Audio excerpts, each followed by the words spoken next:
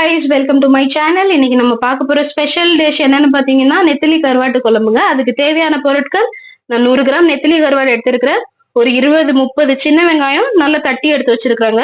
கத்திரிக்காய், முருங்கைக்காய் கட் பண்ணி எடுத்து வச்சிருக்கிறேன். 2 முட்டை எடுத்து வச்சிருக்காங்க. தேவையான அளவு கடுகு, கொஞ்சமா வெந்தயம், கருவேப்பிலை எடுத்து வச்சிருக்காங்க. இங்க வெள்ளைப்பூடு எடுத்து வச்சிருக்கிறேன். அடுத்து தக்காளி, அடுத்து மசாலா பொடிங்க, குழம்பு மிளகாய் தூள். அடுப்புல ஒரு மண் சட்டியை வச்சிருக்கேங்க. வச்சுட்டு நல்லா எண்ணெய் காய விட விட்டுருக்கேன். எண்ணெய் காஞ்ச உடனே நம்ம கொஞ்சமா வெந்தயம் சேர்த்துக்கலாம். வெந்தயம் நல்லா பொரிஞ்சு வரட்டுங்க. வெந்தயம் பொரிஞ்ச உடனே நம்ம கடுகு சேர்த்துக்கலாங்க. வெந்தயம் நல்லா பொரிஞ்சிருச்சு. இப்போ கடுகு சேர்த்துக்கலாம். கடுகு நல்லா வெடிக்கட்டுங்க.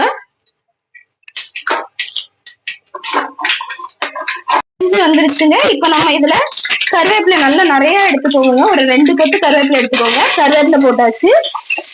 இது கூடவே நம்ம பூண்டு தட்டி வச்சிருக்கிறோம்ல, பூண்டும் 2 பச்சை மிளகாவும் போட்டுக்கலாங்க. இப்ப இத நல்லா வதங்க விடுவோங்க. வெள்ளைப்பூடு கலர் மாறணுங்க. நல்லா வதங்கிருச்சுங்க. இப்ப இதுல நம்ம தட்டி வச்சிருக்கிற சின்ன வெங்காயத்தை நம்ம ஆட் பண்ணிக்கலாங்க.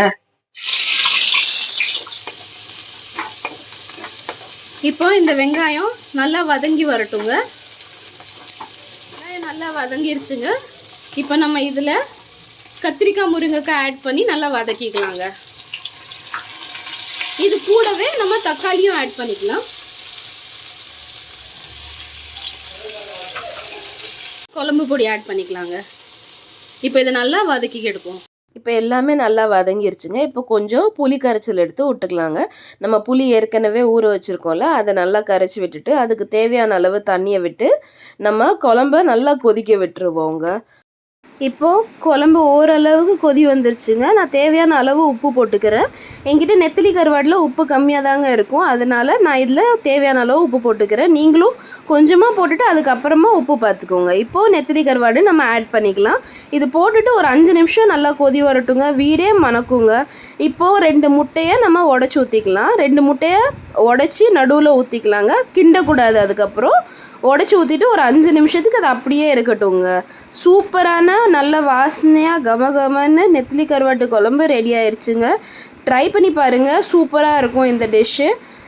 நல்லா நெத்திலி கருவாட்டோட வாசனை, முருங்கைக்காய், கத்திரிக்காய், அப்புறம் அது கூடவே நம்ம முட்டையை உடச்சி ஊற்றிருக்கிறோம். செம்ம அருமையாக இருந்துச்சுங்க. அதாவது நீங்கள் கருவாட்டு லவராக இருந்தீங்கன்னா கண்டிப்பாக இந்த டிஷ் ட்ரை பண்ணி பாருங்கங்க. ரொம்ப அருமையாக சூப்பரான டேஸ்ட்டில் இருக்கும். இந்த டிஷ் உங்களுக்கு பிடிச்சிருந்தா please like, share and subscribe to my channel. ஒருவேளை நீங்கள் இதை ட்ரை பண்ணியிருந்தீங்கன்னா ப்ளீஸ் கமெண்ட்ஸில் சொல்லுங்கங்க. கொஞ்சம் ஹாப்பியாக இருக்கும். நிறைய பேர் சப்ஸ்கிரைப் பண்ணாமல் பார்க்குறீங்க. ப்ளீஸ் சேனலை சப்ஸ்கிரைப் பண்ணிவிட்டு பாருங்கள். அப்போ தான் எனக்கும் கொஞ்சம் சந்தோஷமாக இருக்கும். இன்னும் மோட்டிவேட்டிங்காக இருக்குங்க. அடுத்தடுத்து நம்ம டிஷ்ஷஸை போடலாங்கிறது. ஸோ இந்த டிஷ்ஷு நான் சாப்பிட்டு பார்த்தாங்க. வேறு லெவல் டேஸ்ட்டில் இருந்தது. Please do try. இது நீங்கள் ட்ரை பண்ணி கண்டிப்பாக பாருங்கங்க. சூப்பராக இருக்கும். தேங்க்யூ ஃபார் வாட்சிங்.